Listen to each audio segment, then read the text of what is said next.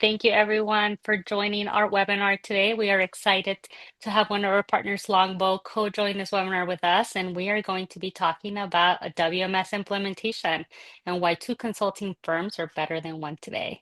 So before we kick things off, though, I do have a couple of housekeeping items. Number one, small disclosure at the bottom of your screen. So we want to share that the information discussed in this session does represent the views of the individuals and does not constitute legal advice or the views of Alpine Supply Chain or Longbow Advantage. So you should always consult your organization's leadership and legal counsel as you need for your specific needs. Other than that, we do have a lot of participants on the call today. We have muted everyone except for the people that are hosting the webinar today. However, we will be using the chat as well as the QA options for any questions that you may have. As always, these webinars are more valuable if there is some interaction. So we welcome any questions or comments that you guys may want to call out. I'll be monitoring both the chat and the QA to call those out. Great. Well, thank you, Dave. We'll go to the next slide. For today, we're excited to have two hosts with us today. So Michael and Ryan. I am Brenda Stoltz. I'm with Alpine Supply Chain Solutions Senior Managing Director, and I will be the facilitator for today. And I will let Michael and Ryan introduce themselves. Thanks, Brenda. Thanks, Ryan, for taking the time. Obviously, off the heels of Modex with all those automation and gadgets and buzzing, the big word was orchestration. And today, I think we're really going to talk about it. I brought my first WMS live in 1994, and I probably have 500 WMS go lives under my belt. And to work with a partner like you guys, it's a breath of fresh air, and I'm excited to share kind of our client side responsibilities and how they match with your technical expertise to develop a framework for success. So thanks for having me. And thanks for having me, Michael. Yeah, hi everyone. Ryan Uhlenkamp, CEO of Longbow Advantage. I've been in this space 20 years. Has been in this space for almost 25, doing WMS implementations on the vendor side, right across multiple platforms. Our job is to make sure we get the software do what it's supposed to do. And I'm very much looking forward to this conversation. Agree with you, Michael. Like tons of discussion at Modex about orchestration, how you get these projects right. There's a lot of scrutiny to make sure that the value gets returned. And I think we know what that takes. And I think we'll cover a lot of that today. Excellent. Exactly. So how will we cover it today? To go to the next slide, just to give you guys a quick framework about the webinar. In the next 45 minutes or so, we'll be covering one, a real framework. So really give you a practical tested 5-step WMS implementation model. Hopefully this will sound familiar to some of you. If not, we really want to break that framework down into 5 easy steps and give you guys some insights, not only from a best practice and methodology, but also real life examples that we can share with you today. Secondly, honest lessons learned, right? So I think between Michael and Ryan, they've done plenty of WMS implementations. I've done several myself as well too. So we'd love to share some lessons learned to ensure that you guys don't go through some of the challenges that are unfortunately very common in these implementations. The dual lens advantage. So we always get asked, like, wait, there's two consulting companies. How does this fit? Who's responsible for what? So we really want to talk through why it's actually an advantage to have two consulting companies as a client kind of undertakes this great project for them and walk through the differences and the value that it provides. And then lastly, we will leave some time for questions, any questions or comments that we may have at the end. Great. That's a good reminder. If anybody has any questions, use the chat. Yes, chat or QA. Awesome. So big programs don't fail, right? They fail on coordination. Michael, you want to kick things off? Yeah, Oh, absolutely. I think when we talk about you can go to the power of dual lenses there. So when you talk about a project like this, right? I think there's a big, discrepancy out there, right? So whether it's a WMS vendor or systems integrator that knows that platform, there's a design document that the customer signs off on, and then it goes and gets configured. And there's an integration document the customer signs off on, and then they have their responsibility to go build their side of the interface. And while either in this case, Longbow or a WMS provider does the configuration, they'll do unit testing and they'll build the interface and they'll do unit testing. There's a lot of client-side responsibilities. It could actually get as simple as facility prep.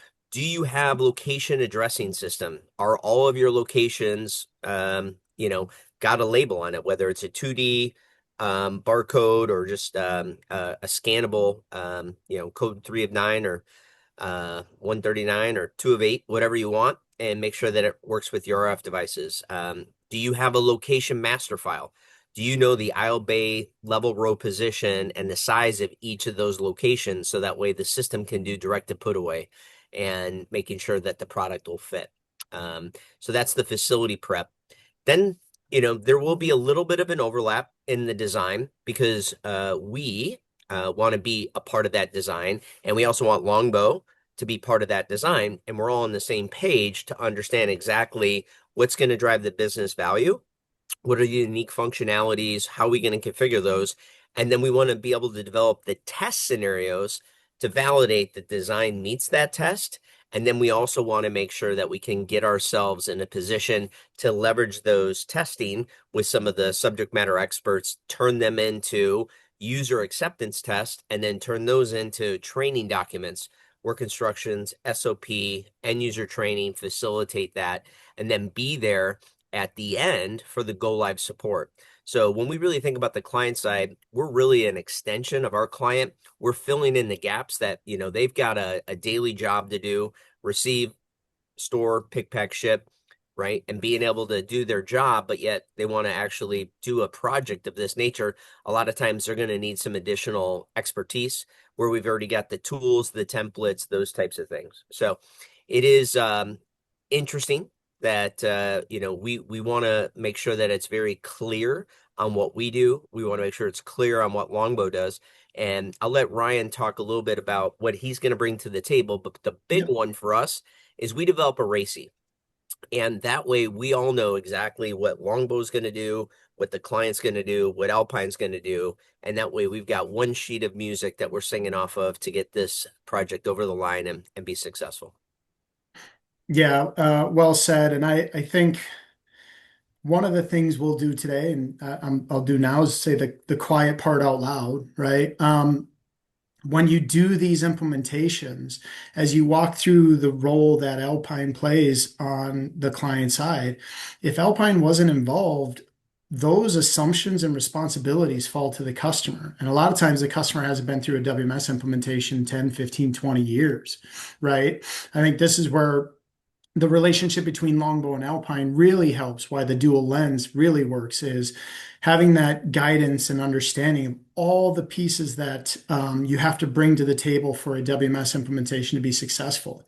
Um, we're here, as I said earlier, to make sure the software that you get everything you need out of the software to understand your requirements and turn it into an implementation that delivers the value and the ROI and the business case you built in the sales cycle, that translates into reality. But there is a lot that the customer has to bring to the table, and that's where I think Alpine really is a game changer, right? Having both skill sets, understanding the client side and the vendor side at the same time, working in parallel, really ultimately de-risks a projects and turns into a client win. And sometimes the client needs to be held accountable as well. So wrapping the organizational change management and then Yep. wrapping the program management on top and being able to be the driving force and bringing all parties to the table at the right time with the right resources to ensure success is vital, right? So, we'll work in concert if the client has a PMO organization and an HR business partner and this and that. And again, to your point, Ryan, they got a daily job to do. We've got some tools and techniques that we've built on all of our projects that we're going to be able to speed it up and help them get their side of the equation done, which for you and your team, right? You want to know that, hey, we're going to be able to get this project done in, 6, 7 months, whatever the project timeline is. And when we get there, you're done and you can put your resources on another project that it doesn't, extend and keep extending. And then it puts you in a tough situation. You can't, plan for your next Right. project.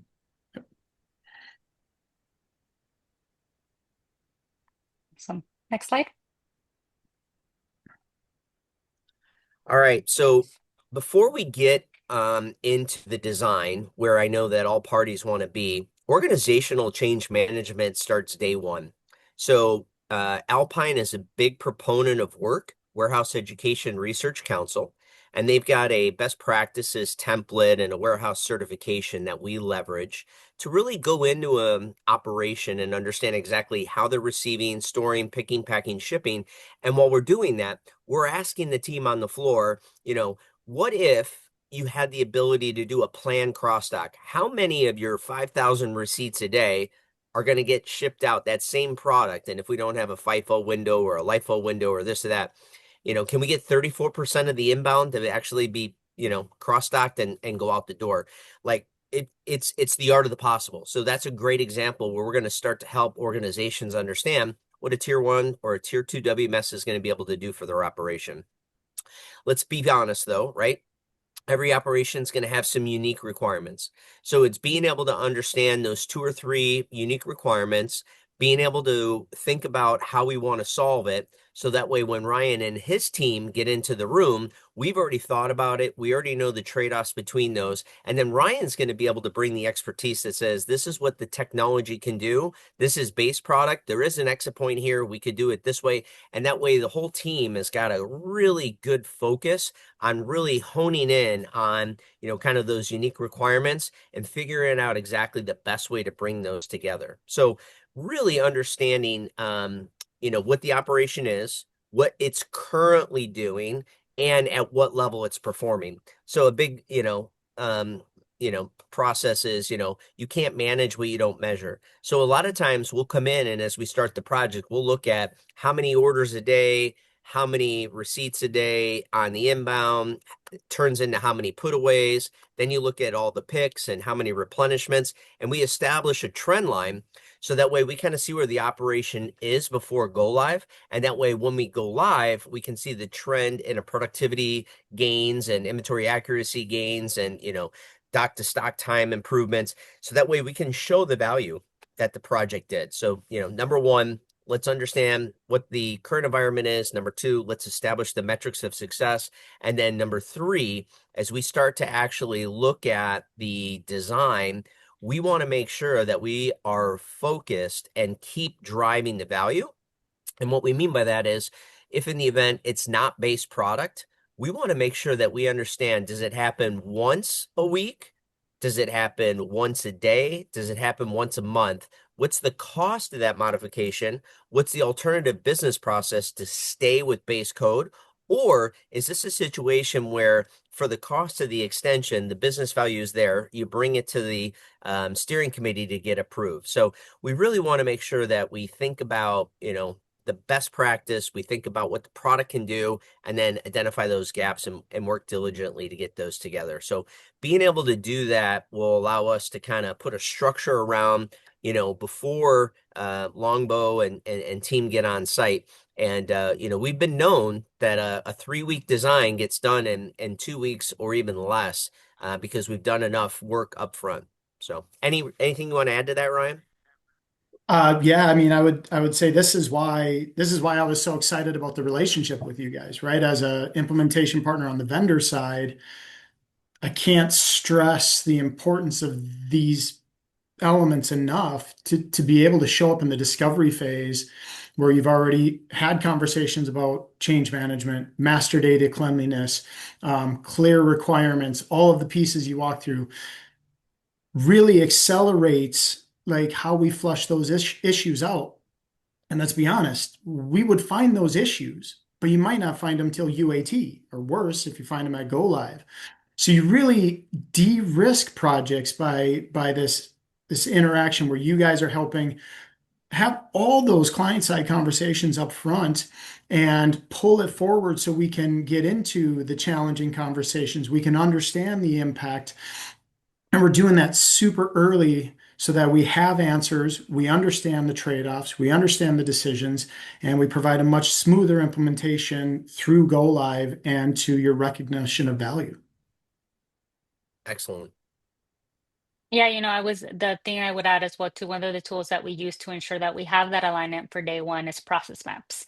And so I will say, I would say 50% of the clients already have their existing processes mapped out. So it's very easy to take a look at that. And then now we have one common document that the client, Alpine, and, Longbow is looking at, and we all understand exactly what it is that the process looks like today. And as we start to talk about differences and we create the to be process maps, everyone ensures alignment is kept, right? So that's one call out that I have, is ensuring that we have those process maps today. And if not, it is really worth the investment to go ahead and document the current process flows, because we don't miss anything as we're having those discussions, as we're making changes, and one thing impacts another. It's very easy to tell if you have all of those processes documented. Um, All right, Dave, let's go to the five-step implementation framework. Yep. Take it away, Ryan. Yeah, I'll talk through this. Listen, we didn't get cute and have to come up with some weird acronym and methodology. I think these are the real 5 phases that happen on every project. They're typical, and it's not rocket science, but it's worth talking about in each phase how we align. And I think what you'll hear me say a lot is parallel, right? How that relationship between Alpine and Longbow on this project, working in parallel with the different pieces that have to be achieved and staying in sync with constant communication is why you de-risk and get the benefit of a dual lens approach. So if we talk about discovery, for example, right? Alpine's having the operational assessment and conversations. Longbow's owning the technical discovery and thinking through the configuration, right? Alpine's talking to the business about workflows, like we just said, your current state, SOPs, volumes, labor models, all of the things that they handle every single day. It doesn't change with a new solution. We're Longbow's looking at the integrations, assessing data readiness, evaluating infrastructure if needed. And we'll talk like detailed in the integrations. There's so much to uncover here that we need those two tracks working in parallel and staying in sync, because that way you're driving out and getting into those difficult conversations and making sure you have answers. So you do a good job on discovery. And as Michael said, if they've showed up and before day one or going into day one, we have SOPs and we know we have clean data, what a jumping off point. That means we can get quicker into solution design and really start talking about how we make this system work for you. And one thing I know Michael and I both are very big believers in is the in-person solution design sessions, right? Sitting in a room, Alpine, Longbow, customer, working through the process and talking through it. When a conflict surfaces, and it always surfaces, it's caught here in this phase and we can talk through and figure it out. And there is no replacement in my mind for when one of those issues come up or when one of those exceptions come up, to be able to stop talking about it, get up, walk out on the floor and see it from an operator's eyes. It's a totally different experience than trying to share over a Zoom or Teams and explain it and connect the dots. That is a completely different experience that allows us to truly understand what the challenge is and turn that into a configuration and integration and reduce the overall defects in the process by seeing it real time, right? And dealing those exception processes. We do that Yeah, I right. think Oh, go ahead. Go ahead, Yeah, please. no, I think the two areas that, kind of jump out at me is the integration and the data. Yeah. So, while you have it as part of your framework, there's a lot of burden on the client side responsibilities on that, right? They know their ERP or they know their systems and they got to build their side of the integration. And that's usually the longest pole in the tent. And with your organization and your technical expertise, you can trust but verify that, hey, we're going to be done in 4 weeks. Hey, we're going to be done in 3 weeks. Hey, we're going to be done in 2 weeks. You guys can ask them those tough questions because you're waiting, right, to be able to do the system integration test on that. And then the other one that jumps out at me is the data. And the data comes in location, right? And it's also item data. So a lot of times, we get on site, you have the dimensional data of an each, an inner pack, a case, cases per pallet, and the clients start shaking their head no. And I'm like, the business value driver is we're going to do direct to put away. We're going to do cartonization, pick directly into the outbound carton. You can't do those types of things if you don't have the dimensional data of the item. So a lot of times, right, you guys, if we're not involved, you start, asking those questions, and then all of a sudden those could be the longest poles in the tent. So Yep. if we're thinking and we're asking the question and we're working with the client, we've got Cubiscans and we got other cubing devices, and we can help them close the gap on, getting the dimensional data and the location addressing system and those types of things. So, you look at this and yes, you guys got a lot of work in there, but the client does as well. 100% agree. And I think you're hitting on common themes. We'll talk about it multiple times today, right? Data and integration, clean data. Every modern, I'd say WMS, but every modern supply chain solution makes its decisions assuming you have clean master data. Make sure you get that right. I think that's a really good call out. And that parallel activity where, if we're doing integration and we're doing the build, Alpine is asking the operational questions that sometimes, quite frankly, technical delivery may not be thinking about, right? It's driving those things out as part of this process. And I also think as we do build integration, that phase and data migration, Alpine's really thinking of it from the business side and all the QA. I think one thing that gets underestimated on all these projects when you talk about, Michael, the responsibilities of the customer, all the test cases that they have to think through and make sure we validate as part of this process. Um, we show up and we know how to get these WMSs to do what they're supposed to do and how to get that configuration, integration, all of that set up. And we can guide them on what we typically see. But there is no replacement for that knowledge a customer has of their own operations, their own challenges. Every warehouse has cases each as pallets in and out, but every single one of them is unique. And it's those unique pieces that you have to address through your test strategies. And I think that's while we're doing the configuration and coordinating in parallel again with Alpine, Alpine's able to look and say, are we addressing and accounting for all those use cases, all those unique scenarios? Are we making sure we're accounting for that in our project? And then I would say after you do the data migration, right? And you're going to hear this, I'm going to say it so many times, like clean data, clean data, clean data, clean data.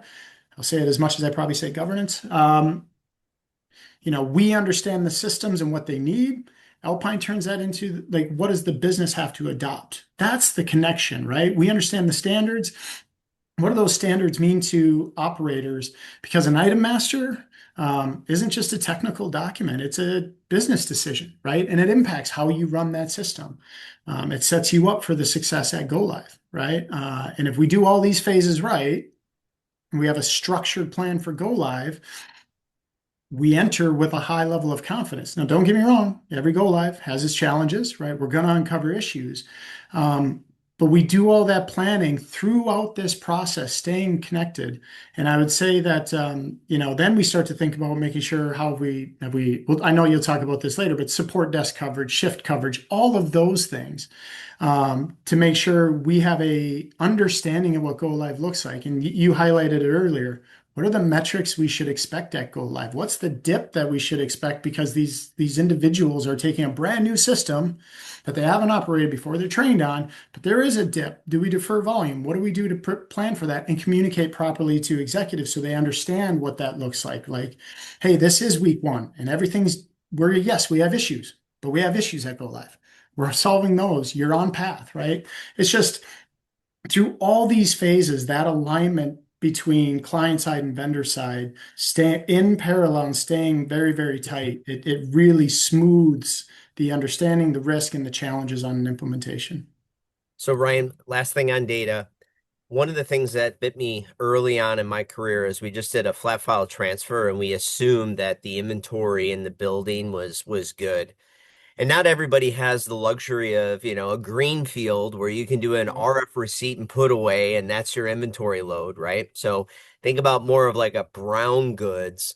Is there a tipping point in your mind where hey, the juice isn't worth the squeeze to go out and do an RF inventory load and establish the new real-time inventory management system, or is it, yeah, we're going to take the flat file and we're gonna work through it. We're gonna do a lot more cycle counts and a lot more adjustments and a lot more this and that. Like, is there a tipping point for you on that? Because I know it takes a while to do a full RF inventory load.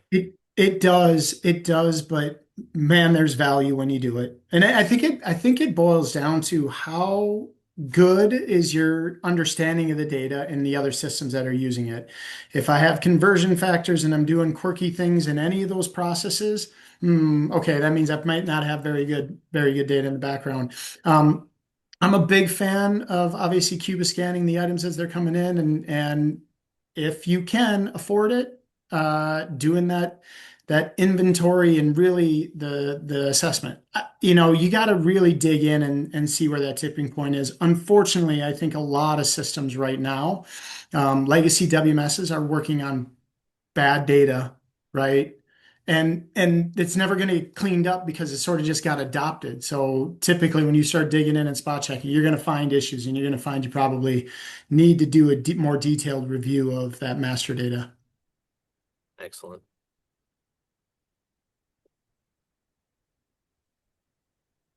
Next slide.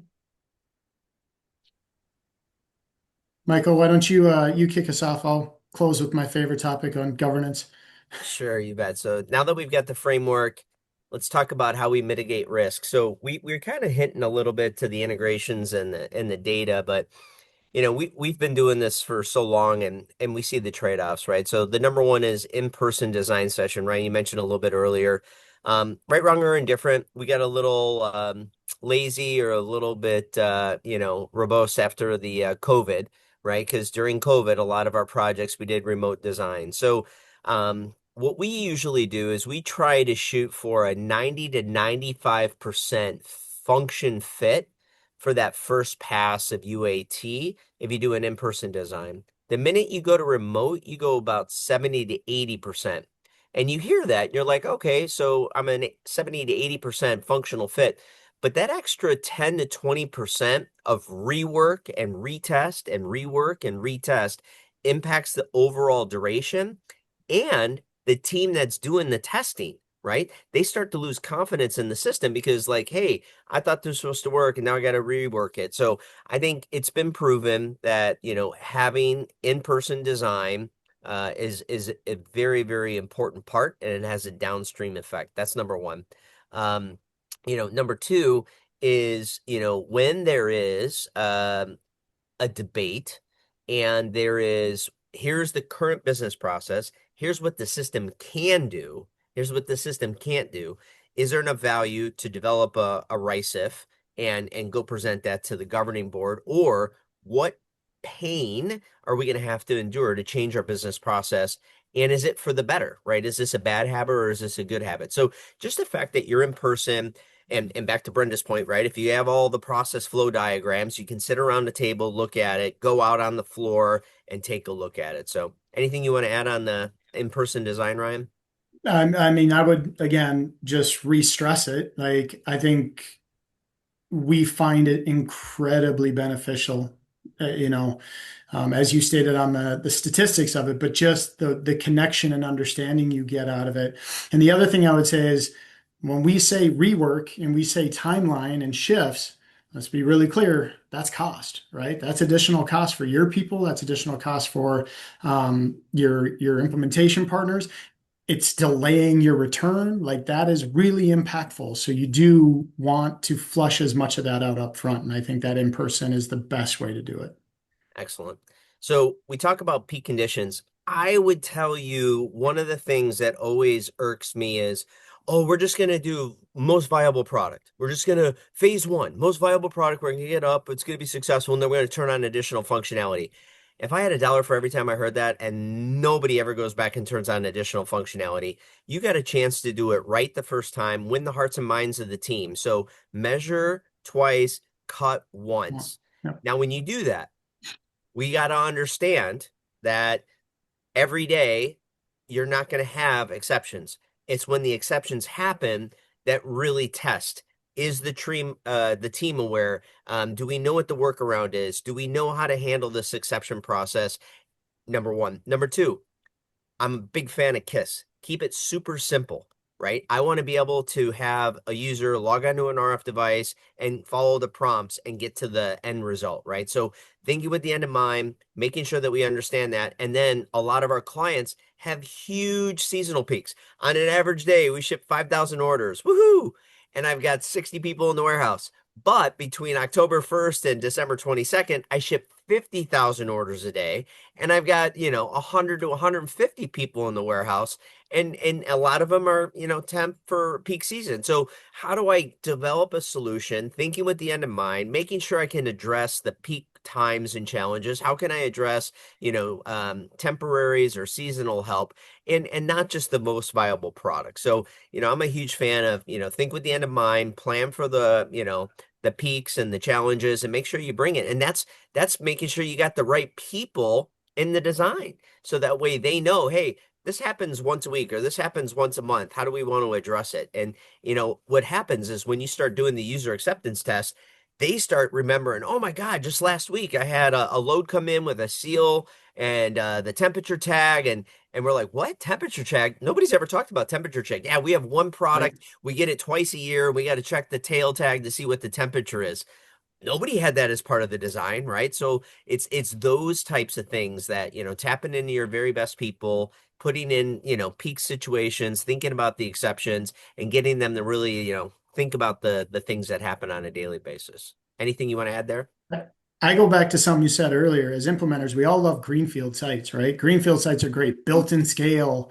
Like we can do inbound first and not worry about picking an outbound because we got to get the stock in and flush that out. The majority of these implementations aren't in greenfield; they're in brownfield facilities. They're existing.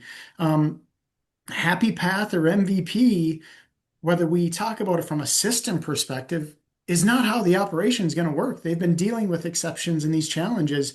They don't just go away because you put a new system in, right? So you have to have that plan. Your peak's going to come at you. We don't have that scale and ramp. We got to turn it off one night, put in the new one, hook everything back up, shock it to life, and get it running, right? So I do think that's sort of a thing that's leaned on, like, oh, let's talk about what was Happy Path as achieved. Well, at the end of the day, this thing is going to have to, starting Monday, get every case and every each out the door and handle all those exceptions that you deal with right now. It has to. So we might as well plan for it. We might as well put it in the overarching timeline and make sure we account for all of those pieces.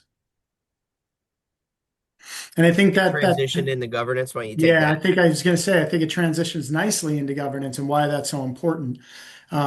Governance isn't a formality, right? It's a risk management tool. And quite frankly, it's table stakes for a successful implementation.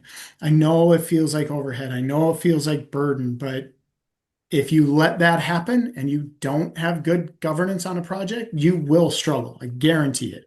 Um, it's the simple things, the weekly stand-ups, the bi-weekly syncs, the monthly steer codes with executive representation um, that are critical. The RICEF, as you mentioned earlier, documenting, capturing, understanding the impact, approving, because you don't want to end up in a situation where people are pointing fingers or wondering, how did we come to that decision or why didn't we talk about that, right?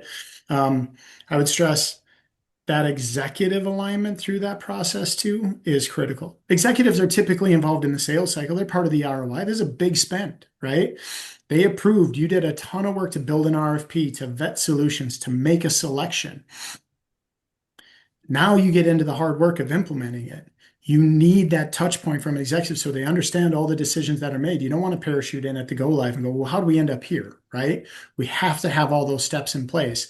And it's one of those areas that I think has a tendency when people feel like, well, maybe it's getting, there's a little too much overhead or it's consuming time and they want to cut it. But that's how you end up with a lack of understanding of the decisions made, right? You need to connect the value that was established in the sales cycle and you signed up for and you built a business case on, and how you're going to recognize that at launch and post launch of the go live or the WMS.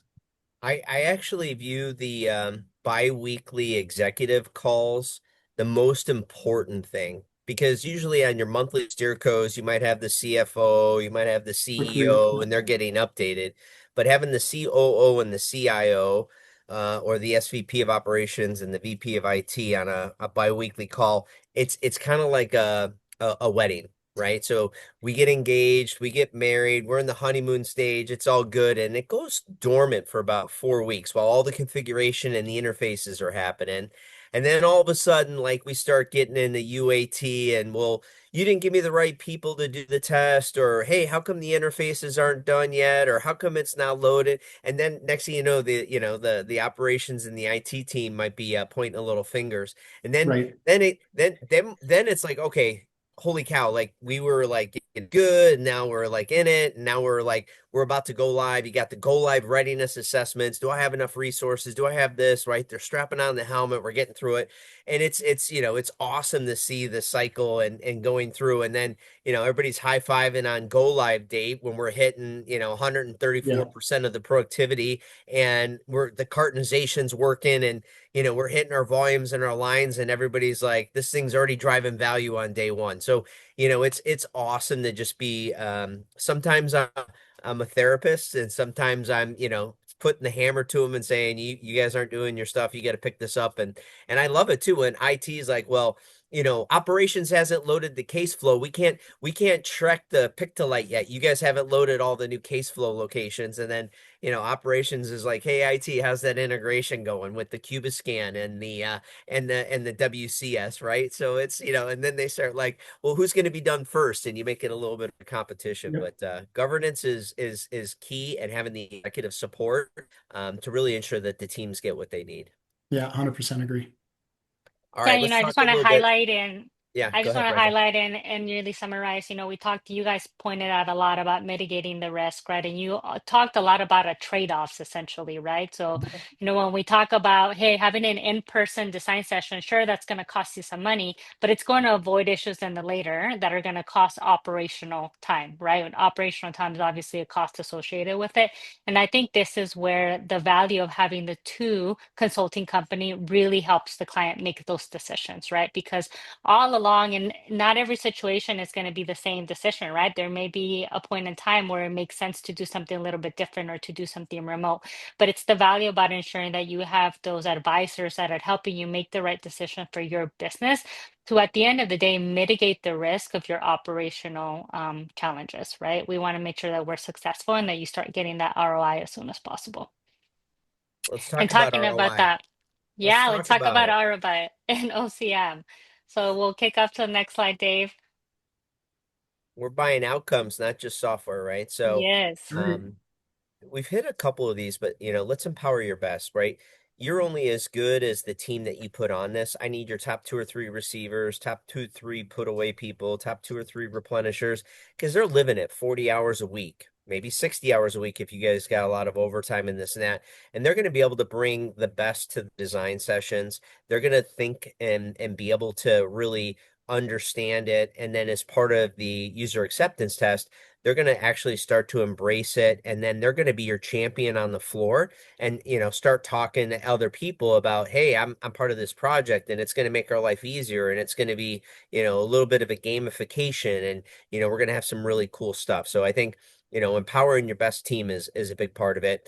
And when you run time, money, and resources, the one thing that always gets pinched at the end is user acceptance testing. I've never heard somebody go, "Oh, we went live and we spent too much time testing." Like I've never heard that, right? I always hear we should have spent more time testing, right? Test, test, test, test, test, and being able to have the right people doing the test and bringing the right ideas before code freeze, so you can make some tweaks and adjustments based on real life scenarios that they're now starting to embrace the technology. And, we talked about it a little bit earlier, but organizational change management starts day one with design, and being able to do a change assessment, being able to do a skill set assessment, and making sure what is the prescription for success. They've been, if you got a very tenured team, I'll give you an example.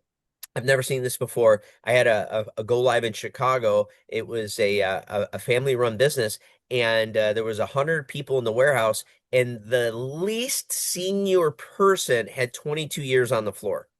Most of them were 22 to 30 years. And I was like, wow, like this is going to be a change management, like, heroic effort to get them to understand this is how you used to do it. Now this is how you have to do it. And then, if you have the right people and they're doing the testing and they're part of the organizational change management, they can lead the training, right? We always talk about train the trainer. So we're going to train your, five or six key super users, and then it's up to them to train their team, and they adhere to it well. So I think the outcome portion is really just making sure you got the best team. You don't shortcut your testing. You think about the organizational management, and then making sure the leaders are part of that training mechanism, so that way your team's getting the value. Anything you want to add, Ryan? Yeah, and I just say, when you look at it single site or multi-site, when you're looking at multi-site, start bringing the change management for site two starts in site one. Start bringing those people in during UAT. Start bringing those people in for go live because they become the champion at site two and say, oh, look, this is what that system's capable of doing, right? It just creates that. So as you're looking forward, start engaging those sites early and make them part of the process. I think the key here is, like you said, that the go live isn't the outcome. That's not the end. That's actually the starting off point for the actual change you signed up for the return that you signed up for, right? Very cool. All right, let's go to the big lessons learned. What actually breaks the implementation, right? And listen, in 20 years of doing this, I was thinking about this last night. I think every single implementation that struggled, I can point to one of these, some of them maybe multiple.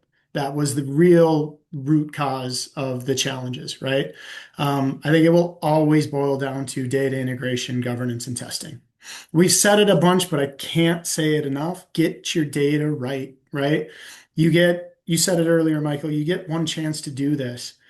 Do that investment because it makes such a big difference. That rework and the pain you sign up for is costly, right?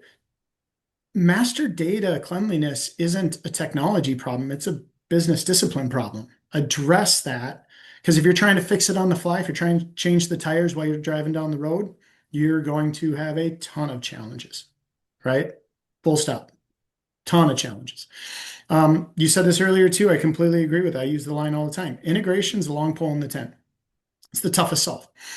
I always call it a spaghetti diagram because somebody in your org has a diagram that has the picture of the ERP and the WMS and all the lines that connect in. It's all really get into the weeds and understand all the systems that are touched, all the systems and the data that has to be exchanged because ambiguity is expensive.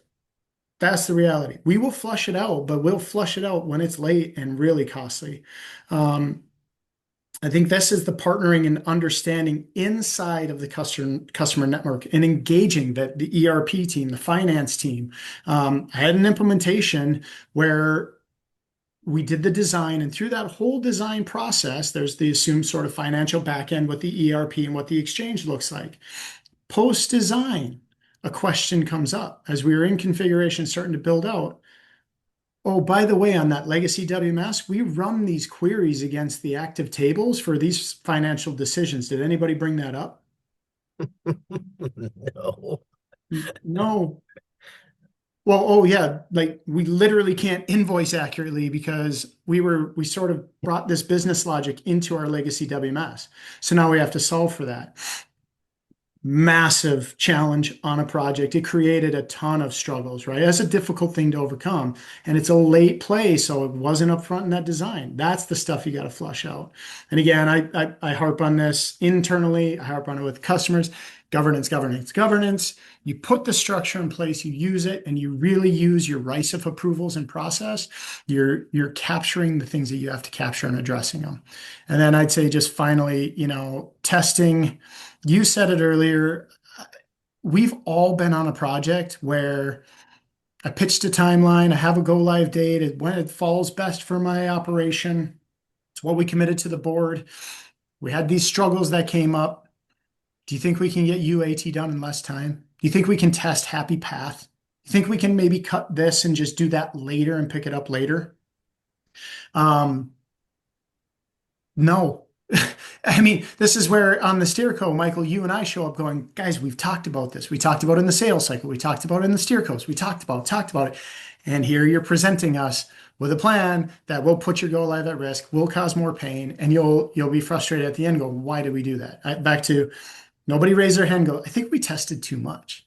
It's always shoot. We need more testing. If we go to site two and we amp up testing because we recognize even as we start to deploy, we need more testing. So can't stress that piece enough. And then understanding, we talked about governance and executives. And if we do the testing, also make sure everybody understands what a go live and post go live looks like. What's that J curve? What's that dip in productivity that we anticipate? What's the volume we want to defer to de-risk the impact? But then what is the ramp up? The better we establish that and understand the metrics and the expectations up front, the easier it is to manage through go live. If that wasn't fully understood by executives, and Michael, you talked about it earlier, you guys do a really good job of defining what that's going to look like and what the expectations are. It means we can manage that process much, much more cleanly. It's very difficult in a go live dealing with issues and somebody going, why isn't our performance X? I was thinking it was at X, and we have a miscommunication or a disconnect in expectations that weren't properly set. So again, I'd turn it over to you, Michael, for comments, but I do think these are I can map just about every challenging implementation to one of these, if not Yeah. multiple. I think in the last, call it 9 to 12 years, the two things that have changed, the integrations. It used to just be the ERP and WMS, and then it was ERP, WMS, and the parcel manifesting solution. ERP, WMS, TMS, parcel manifesting. Oh, now I've got a WCS because I have a conveyor and I have a Pictolite, and oh, I added a VLM, and oh, I got these AMRs. So when we talk about orchestration, it's really being able to orchestrate that. And I've been in rooms where like, all right, the slow items are going to come out of the VLMs. Then we're going to go and get the medium slow items out of the AMR. Then it's going to come into the Pictolite. And then the WMS vendor and the AMR vendor are like, no, my batch logic's better than your batch logic. And that's why, they hired us. And we're like, Yeah. so being able to be part of that integration and making sure you get the right outcomes. So that's been one big thing. The other big area that I think that has tested regression testing tools. So I spent 6.5 years at SAP. We used regression testing tools all the time, right? Now it's actually gotten to the point where you need, right? All these WMS vendors, they're having point releases every 6 to 8 weeks, major releases 2 times a year. You got to tuck the upgrades. And they make some changes, and you want to make sure that you fully regression test that and look at testing tools. So I think those are the two biggest changes I've seen in the last, call it 7 to 9 years on the WMS projects. Yeah, great call, especially on the regression testing. You're right, it's constant change, so you have to be able to automate and run those. Yeah. Excellent. All right, let's talk about the last. Flipping the switch. Yeah, before you flip the Nope. switch. So, I think, Ryan, you made a really good point. If you are going to be doing a multi-site rollout, so Brenda and her team did 47 sites in 18 months, 22 sites in 18 months. Like, you need to be thinking with the end in mind. What's the center of excellence look like? What's our support ticketing system? What's the way that this is going to happen? Well, all of that is great and gravy, but who is your WMS admin? Who is your technical admin? What's your WMS admin ability, and what are they able to change? What's a technical admin able to change without opening a ticket, this or that? What is the escalation path to go to the WMS vendor or the, AMS provider, right? And those are the types of things you need to set those rules and regulations and those in place. And then I call it the phone tree, right? So, hey, I'm a second shift receiving supervisor. I'm going to go on vacation. Who's my backfill? What happens if there is an exception or there's an issue that needs to be addressed at the dock, right? So all of those are great. And then you can't manage what you don't measure. So understanding what your metrics of success are. And, if you're fortunate that you can bring down volumes over, the first couple days of go live to make sure everything's good, mitigate risk, and then come back, well, 30, 60, 90 days. And even in the best scenario, we do the best practice, we do the in-person design, we use our best people, and we do the user acceptance tests, and we do the work instructions and SOPs, and we go live, and we don't have any issues. But 90 days later, they're like, now that I'm using this system, can we do this? Why do I have to scan this every time? Can I not get that a prompt? We call that the user efficiency. Now that they've been working on it, we've been, stimulated their brain. They're going to come back, and we've gone back and made small little tweaks that have gotten them, right? 5 cents a scan. They scan it, 25 times per person per shift. Like that adds up. So like some efficiencies through the system. So understanding and being open to come back and do a post go live assessment where some executives signed up for a business case and they're nervous, right? That they don't want to go and do that post-go live assessment to see if they got the value. Well, that's part of our governance, right? We set the metrics of success up front. We have a trend line to show and make sure that we get those values. And then 30, 60, 90 days later, we want to come back. We want to get those people in a room. How do you like it? What don't you like? We designed it, you tested it, you're live with it. What would you do different? Could we change? What's the art of the possible? So really being able to make sure that you've got the 30, 60, 90-day placeholder on a calendar so that way you don't lose focus once you go live and you get back to your daily job. Yeah, I think the when we think about the dual lens, when we think about our two companies working together, it really is that risk mitigation, right? Understanding all these things that you accomplish and need to have in place before you flip the switch. I think about the support model, right? Every vendor has a support hotline you can call, but level one, level two support really resides on the project and the customer, right? Have I checked the RF unit? Have I done the very basic things? You call in with a support ticket on something basic, they're going to kick it back out and say, no, call me when you've done these things, right? Understanding that, aligning and planning for it during the go live and really having the escalation paths makes that so much smoother. One, to address, but also to make sure your vendor is set up for success because the tickets they're getting are truly are product issues where you need help, right? Not flooding them with a bunch of noise that they won't be able to focus on. So I think just that collaboration drives down is it's really just risk management when it comes right down to it. Awesome. All right, let's move over to Q&A. Do we get some questions out there, Brenda? We do. We have a couple of questions here. So the first one, Ryan, I think this one's more for you. What challenges or problems do you see when there aren't two companies involved? Hmm. The challenge I would see, and I said earlier the or the silent part out loud, is the responsibilities and assumed responsibilities that fall to the customer, right? Back to creating test cases, understanding your data, all that depth that happens, all the other systems integration that is the piece that you have to be really solid at because we as implementers are assuming you're picking that piece up, right? We can't show up, um, or we're going to need more time to dive into it and try and play both sides, right? So I think that's to me, it's really that element. Having a partner who looks at it from the client side, understands all those expectations and does them repeatedly, just advances how quickly you can get through and de-risks it, right? Identifies them earlier. Well, awesome. And there was a second part to it, which I think you started to answer, but Michael, if you have any commentary on how do you justify the cost of bringing in a second consulting company to help? Well, believe it or not, some of the WMS providers out there leverage their ecosystem to do the install. So it's not us choosing it. The software vendors are choosing it. They're saying, hey, based on this industry, based on this expertise, we're going to bring Longbow in as our preferred systems integrator. So, we get brought to the table with Longbow because the client has chosen it or the software vendor's chosen it.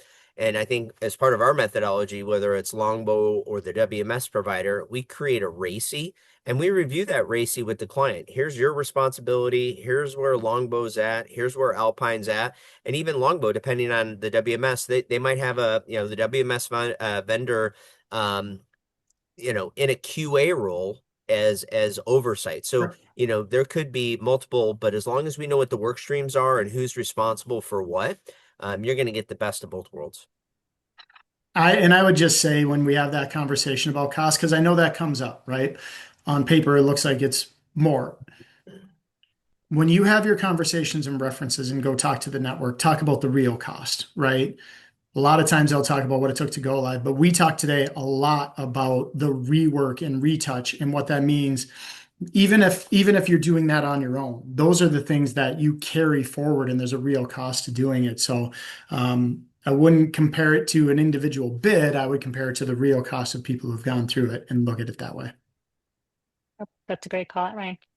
Well, thank you guys. We've got 4 minutes left. So we do want to, leave you guys with some takeaways. If you can go to the next slide, Dave.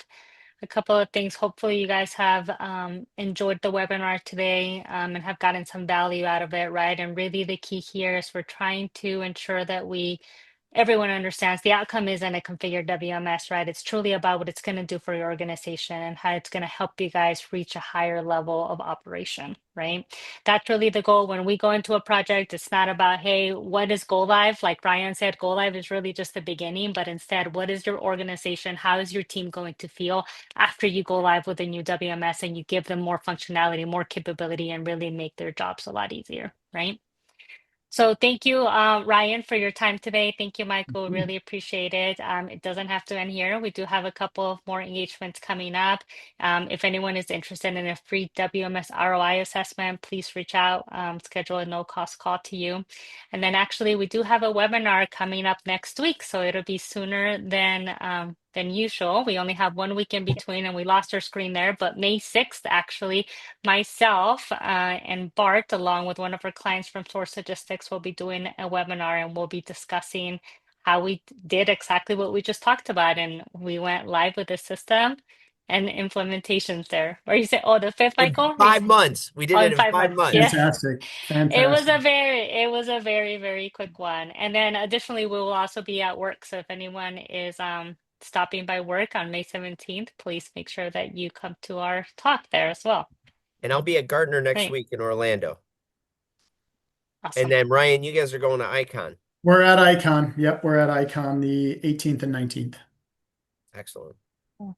So Well, Thank you, thank you Brenda. all. Really appreciate appreciate the it. time today. Thanks, Thank everyone. you. Appreciate it.